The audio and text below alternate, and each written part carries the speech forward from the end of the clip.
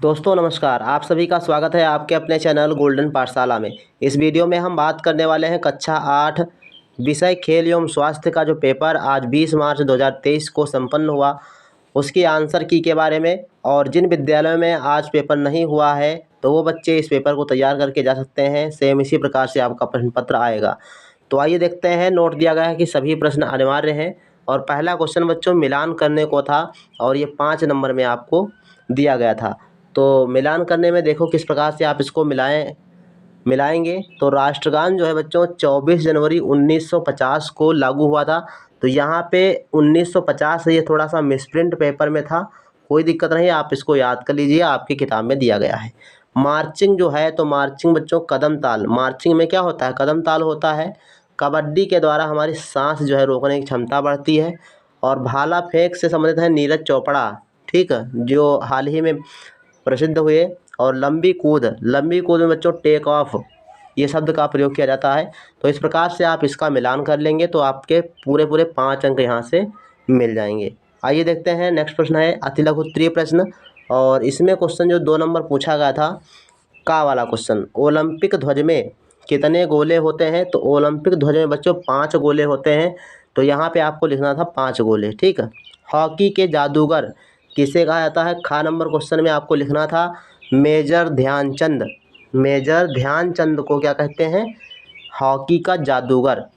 और गा क्वेश्चन था सबसे लंबी दौड़ कितने मीटर की होती है। तो सबसे लंबी जो दौड़ होती है वो तो 600 मीटर की होती है, ठीक, ध्यान रखिएगा, 600 मीटर की सबसे लंबी दौड़ होती है। इसके बाद है घा क्वेश्चन, गोला फेंक में गोला किस पदार्थ का बना होता है।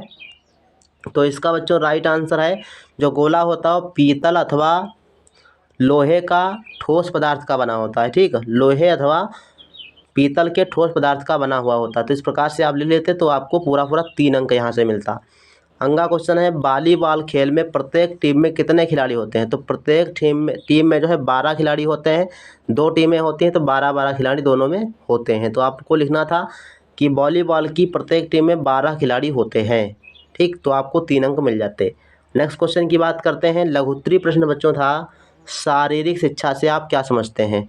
तो इसमें आप क्या लिखते, इसमें आप लिख सकते थे कि शरीर और मस्तिष्क को स्वस्थ रखने के लिए जो सीख, ज्ञान और क्रियाएं कराई जाती हैं वही सारी शिक्षा कहलाती हैं, ठीक। इतना ही आपको लिखना था, बस आपको मिल जाते कुल मिला के 4 नंबर, ठीक। और इसके बाद क्वेश्चन नंबर जो खा है वो क्वेश्चन पूछा गया था कुपोषण से आप क्या समझते हैं। तो कुपोषण में आप क्या लिख, इसमें बच्चों आपको लिखना था शरीर में आवश्यक पोषक तत्वों की कमी या अधिकता कुपोषण है जिसके कारण बच्चे कई बीमारियों से ग्रसित हो जाते हैं, ठीक। इस प्रकार से आप लिख लेते तो आपको 4 अंक पूरे मिल जाते।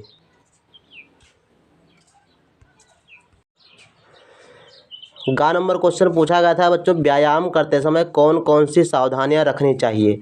तो इसमें आप लिख सकते थे कि व्यायाम करते समय निम्नलिखित सावधानियां रखी जा सकती हैं। और उसके बाद नंबर डाल के आपको लिखना था। तो पहले पॉइंट में आप लिख सकते हैं कि शुद्ध हवा प्राप्त करने हेतु व्यायाम सदैव खुले स्थान पर करनी चाहिए।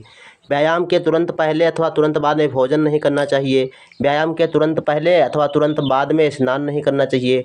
तो ये कुछ पॉइंट्स आप लिख सकते थे जिससे आपको पूरे 4 नंबर मिल जाते। नेक्स्ट क्वेश्चन घा वाला बच्चों था, इसमें था योग का अर्थ लिखिए। तो योग का अर्थ आप किस प्रकार से लिखेंगे। तो इसको आप लिख सकते थे कि योग शब्द युज शब्द से बना हुआ है। युज जो है संस्कृत शब्द है, तो युज शब्द से बना हुआ है और युज का अर्थ होता है जोड़ना या मिलाना। तो योग के द्वारा कार्य करते समय शरीर व मन में तालमेल बैठाना है। योग एक प्रकार का आसन करने का अभ्यास है। योगाभ्यास करने से शरीर और मस्तिष्क दोनों स्वस्थ रहते हैं। तो इस प्रकार से आपको लिख देना चाहिए था। अच्छा, अगला क्वेश्चन पूछा गया था कि खेल में अनुशासन क्यों आवश्यक है।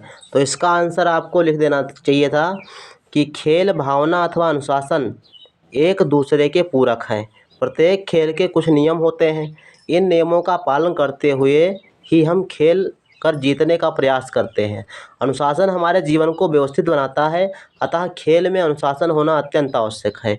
हमें खेल, शिक्षा, समाज आदि सभी क्षेत्रों में अनुशासन का परिचय देना चाहिए। तो इस प्रकार से आप लिख लीजिएगा। तो अगर आपके विद्यालय में पेपर नहीं हुआ है तो आप इसी प्रकार से लिख सकते हैं, ठीक। और रही बात आपके जो क्वेश्चन नंबर 4 हैं दीर्घोत्तरीय प्रश्न, कुपोषण से आप क्या समझते हैं? विटामिन की कमी से होने वाले रोगों के नाम लिखिए। ये अपनी जो भी आपके अध्यापक रहे हैं उन्होंने जो लिखवाया हो आप लिख सकते हो। इसके बाद राष्ट्रगान की रचना किसने की थी? राष्ट्रगान गाते समय किन किन बातों को ध्यान रखना चाहिए, ठीक है। तो ये कुछ दीर्घोत्तरीय प्रश्न हैं, आप इनको भी लिख लीजिएगा। अगर आपको और वीडियो देखना है तो आप सभी लोग डिस्क्रिप्शन में लिंक सब लगी हुई हैं, आप जाके बारी बारी से सभी प्रश्न पत्रों को देख सकते हैं। तो इस वीडियो में बस इतना ही, मिलते हैं नेक्स्ट वीडियो में, तब तक के लिए धन्यवाद।